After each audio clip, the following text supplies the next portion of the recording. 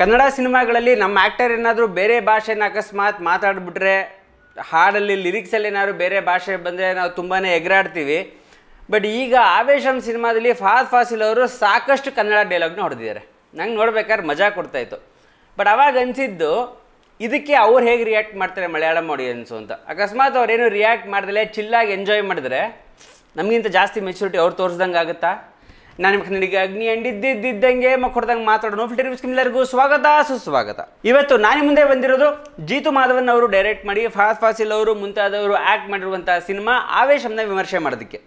ಸಿನಿಮಾದ ಕಥೆ ಬಗ್ಗೆ ಹೇಳಬೇಕು ಅಂತಂದರೆ ತುಂಬಾ ಥಿನ್ ಲೈನ್. 3 ಜನ ಹುಡುಗರು ಕಾಲೇಜ್ಗೆ ಅಂತ ಬೆಂಗಳೂರಿಗೆ ಬರ್ತಾರೆ, ಹಾಸ್ಟೆಲ್ಗೆ ಸೇರ್ಕೋತಾರೆ. ಅಲ್ಲೊಂದಷ್ಟು ಪ್ರಾಬ್ಲಮ್ಸ್ ಆಗೋದಕ್ಕೆ ಶುರುವಾಗುತ್ತೆ. ಅವರ ಸೀನಿಯರ್ಸ್ ತೊಂದರೆ ಕೊಡ್ತಾ ಇರ್ತಾರೆ. ಆ ಸೀನಿಯರ್ಸಿಂದ ತಪ್ಪಿಸ್ಕೋಬೇಕು ಅಂತಂದರೆ ಯಾರ್ದಾದ್ರು ಒಳ್ಳೆ ಸಪೋರ್ಟ್ ಬೇಕು ಅಂತ ಸಪೋರ್ಟ್ಗೆ ಹುಡ್ಕೋದಕ್ಕೆ ಶುರು ಮಾಡ್ತಾರೆ. ಆ ಸಪೋರ್ಟ್ ಸಿಗುತ್ತಾ, ಯಾರಿಂದ ಸಪೋರ್ಟ್ ಸಿಗುತ್ತೆ, ಆಮೇಲೆ ಏನಾಗುತ್ತೆ ಅನ್ನೋದೇ ಸಿನಿಮಾದ ಕತೆ. ಸಿನಿಮಾದಲ್ಲಿ ನನಗೆ ಅದ್ದೂರಿಯಾಗಿ ವರ್ಕೌಟ್ ಆಗಿದ್ದ ಎಲಿಮೆಂಟ್ ಏನಪ್ಪ ಅಂತಂದರೆ ಮೊದಲನೇದಾಗಿ ಅದು ಫಹದ್ ಫಾಸಿಲ್ ಅವರ ಪರ್ಫಾರ್ಮೆನ್ಸು ಅದ್ದೂರಿಯಾಗಿ ಮಾಡಿದ್ದಾರೆ ಅಂತ ಅನ್ನಿಸ್ತು. ಡೈರೆಕ್ಟರು ಒಂದು ಎಕ್ಸೆಂಟ್ರಿಕ್ ಕ್ಯಾರೆಕ್ಟರ್ನ ಕ್ರಿಯೇಟ್ ಮಾಡಿದ್ದಾರೆ, ಅದಕ್ಕೆ ಜೀವ ತುಂಬಿ ಸ್ಕ್ರೀನ್ ಮೇಲೆ ತಂದು ಅನ್ಲಿಮಿಟೆಡ್ ಮಜಾ ಕೊಡೋದು ಅಂತಲೇ ಅದು ಫಹದ್ ಫಾಸಿಲ್ ಅವರು.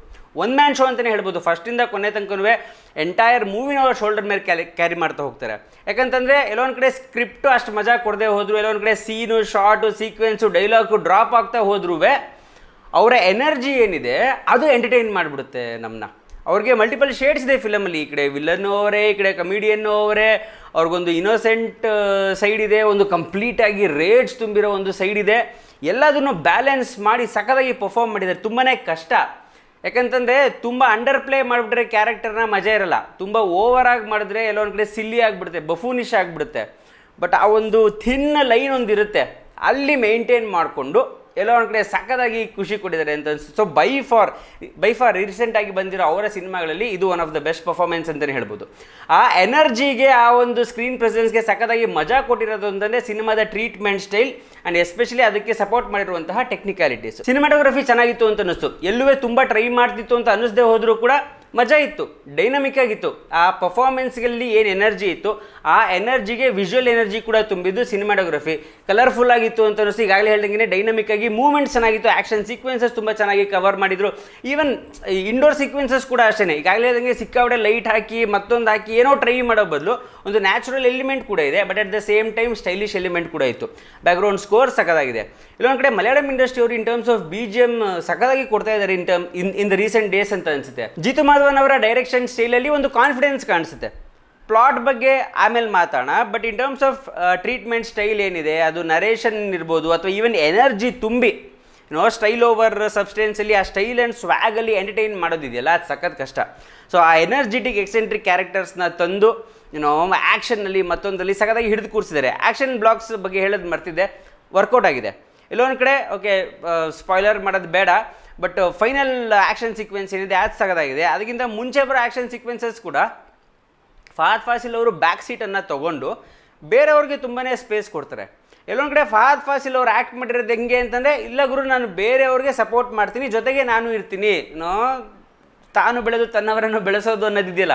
ಫಹದ್ ಫಾಸಿಲ್ ನನ್ನ ಫ್ರೆಂಡ್ಸ್ ಪ್ರೊಡಕ್ಷನ್ನಲ್ಲಿ ಎಲ್ಲೊಂದು ಕಡೆ ಅವರ ಒಂದು ಪ್ರೆಸೆನ್ಸ್ ಇಟ್ಕೊಂಡು ಸಿನಿಮಾನ ಎಲಿವೇಟ್ ಮಾಡಿ ಬೇರೆಯವ್ರನ್ನು ಕೂಡ ಇಂಟ್ರೊಡ್ಯೂಸ್ ಮಾಡ್ತಾ ಇದ್ದಾರೆ.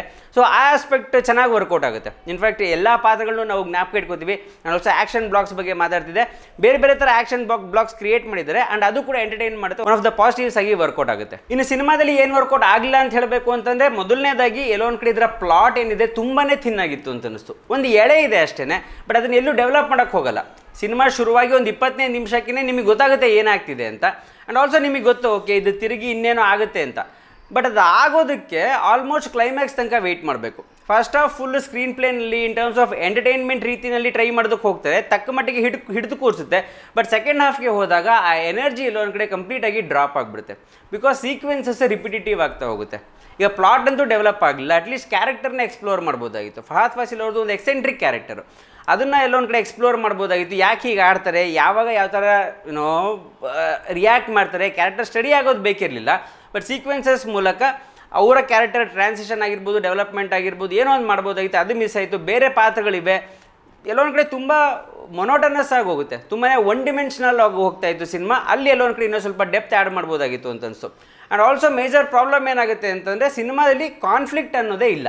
ಅಂದರೆ ಓಕೆ ಈ ಕ್ಯಾರೆಕ್ಟರ್ಸ್ಗೆ ಏನೋ ಒಂದು ಕಾನ್ಫ್ಲಿಕ್ಟ್ ಆಗ್ತಾ ಇದೆ, ಯಾರಿಗೆ ಕಾನ್ಫ್ಲಿಕ್ಟ್ ಆಗ್ತಿದೆ, ಓಕೆ 3 ಜನ ಹುಡುಗರು ಕಾನ್ಫ್ಲಿಕ್ಟ್ ಆಗುತ್ತೆ, ಅದಕ್ಕೆ ಕಾಯ್ತಾ ಇರ್ತೀರಾ ಓಕೆ ಈ ಕಾನ್ಫ್ಲಿಕ್ಟ್ ಡೆವಲಪ್ ಆಗುತ್ತೆ ಅಂತ. ಅದು ತುಂಬಾ ಈಸಿಯಾಗಿ ರಿಸಾಲ್ವ್ ಆಗಿಬಿಡುತ್ತೆ ಲಾಸ್ಟಲ್ಲಿ. ಓಕೆ ಫಹದ್ ಫಾಸಿಲ್ ಅವ್ರ ಕ್ಯಾರೆಕ್ಟರ್ಗೆ ಏನಾದ್ರು ಕಾನ್ಫ್ಲಿಕ್ಟ್ ಬರುತ್ತಾ, ಅದು ಏನು ಮೇಜರಾಗಿ ಬರಲ್ಲ. ಅದು ಲಾಸ್ಟಲ್ಲಿ ತುಂಬಾ ಏನೋ ಕ್ಲೈಮ್ಯಾಕ್ಸ್ ಹತ್ರ ಬಂತು, ಎಂಡ್ ಮಾಡೋದಕ್ಕೆ ಏನೋ ಒಂದು ಬೇಕು ಅನ್ನೋ ರೀತಿ ಕಾನ್ಫ್ಲಿಕ್ಟ್ ಬರುತ್ತೆ, ತುಂಬ ಕಂಟ್ರಿವ್ಡಾಗಿ ಬರುತ್ತೆ. ಆ್ಯಂಡ್ ಆಲ್ಸೋ ಅದು ಕೂಡ ಈಸಿಯಾಗಿ ರಿಸಾಲ್ವ್ ಆಗಿಬಿಡುತ್ತೆ. So in terms of conflicts ಎಲ್ಲೋ ಒಂದು ಕಡೆ ಸೆಕೆಂಡ್ ಹಾಫ್ಗೆ ಇನ್ನೂ ಸ್ವಲ್ಪ ಎಲಿಮೆಂಟ್ಸ್ ಬೇಕಾಗಿತ್ತು, ಇನ್ನೊಂಚೂರು ಎಂಟರ್ಟೈನಿಂಗ್ ಎಲಿಮೆಂಟ್ಸ್, ಇನ್ನೂ ಸ್ವಲ್ಪ ಡೆಪ್ತ್ ಇರ್ಬೋದು ಅಥವಾ ಕತೆ ಇರ್ಬೋದು, ಯಾವುದೋ ಒಂದಷ್ಟು ಎಲಿಮೆಂಟ್ಸ್ ಸೆಕೆಂಡ್ ಹಾಫ್ಗೆ ಬೇಕಾಗಿತ್ತು. ಆ ದಿಲ್ದಲ್ಲಿ ಎಲ್ಲೋ ಒಂದು ಕಡೆ ನರೇಷನ್ ಸ್ಲೋ ಆಗ್ತಾ ಹೋಗುತ್ತೆ, ಎನರ್ಜಿ ಕೂಡ ಸ್ಲೋ ಆಗ್ತಾ ಹೋಗುತ್ತೆ, ಅಲ್ಲಿ ಎಲ್ಲೋ ಒಂದು ಕಡೆ ಗ್ರಿಪ್ಪಿಂಗ್ ಫ್ಯಾಕ್ಟರ್ ಅನ್ನೋದು ಮಿಸ್ ಆಗ್ತಾ ಹೋಯಿತು ಅಂತ ಅನ್ನಿಸ್ತು. ಸೊ ಓವರಾಲ್ ಆಗಿ ಹೇಳಬೇಕು ಅಂತಂದರೆ ಸ್ಟೈಲ್ ಇದೆ ಸಿನಿಮಾದಲ್ಲಿ, ಸಬ್ಸ್ಟೆನ್ಸ್ ಎಲ್ಲೋ ಒಂದು ಕಡೆ ಅಷ್ಟು ಕಾಣಿಸ್ಲಿಲ್ಲ. ಫಹದ್ ಫಾಸಿಲ್ ಅವರ ಪರ್ಫಾರ್ಮೆನ್ಸ್ ಏನಿದೆ ಅದೇ ದುರಿಯಾಗಿದೆ, ಅದೇ ನಿಮ್ಮನ್ನು ತಕ್ಕ ಮಟ್ಟಿಗೆ ಹಿಡಿದು ಕೂರಿಸುತ್ತೆ. ಸೊ ಓವರಾಲ್ ಆಗಿ ಒಂದು ಡೀಸೆಂಟ್ ಎಂಟರ್ಟೈನರ್ ಅಂತ ಹೇಳ್ತೇನೆ, ವಿಮರ್ಶೆನ ಮುಗಿಸ್ತೀನಿ. ನೀವೇನಾದರೂ ಆಲ್ರೆಡಿ ಸಿನಿಮಾನ ನೋಡಿದ್ರೆ ನಿಮ್ಗೆ ಏನಿಸ್ತು ಅಂತ ಕಮೆಂಟ್ ಮಾಡೋದು ಮಾತ್ರ ಮರೆಯಲೇಬಿಡಿ. ಹಾಗೆಯೇ ಈ ಒಂದು ವಿಮರ್ಶೆ ನಿಮಗೆ ಇಷ್ಟ ಆಗಿದ್ರೆ ಗೊತ್ತೇ ಇದೆ, ಲೈಕ್ ಕಮೆಂಟ್ ಶೇರ್ ಎಲ್ಲ ಮಾಡಿದ್ದೇ ಇರ್ತೀವಿ ವಿಮರ್ಶೆಗಾಗಿ, ಸಿನಿಮಾ ಅನಾಲಿಸಿಸ್ಗಾಗಿ, ಆಗ ಬ್ಲಾಗ್ಸ್ ಕೂಡ ಮಾಡ್ತಾ ಇರ್ತೀನಿ. ನಮ್ಮ ಚಾನಲ್ ಸಬ್ಸ್ಕ್ರೈಬ್ ಮಾಡಿ, ಆ ನೋಟಿಫಿಕೇಶನ್ ಬೆಲ್ ಐಕಾನ್ ಏನು ಇರ್ತಾರೆ ದಯವಿಟ್ಟು ಅದನ್ನು ಮಾತ್ರ ಠಣ ಠಣ ಠಣ ಅಂತ ಗಂಟೆ ಬಾರಿಸ್ಬಿಡಿ ನೋಡೋದಕ್ಕೆ.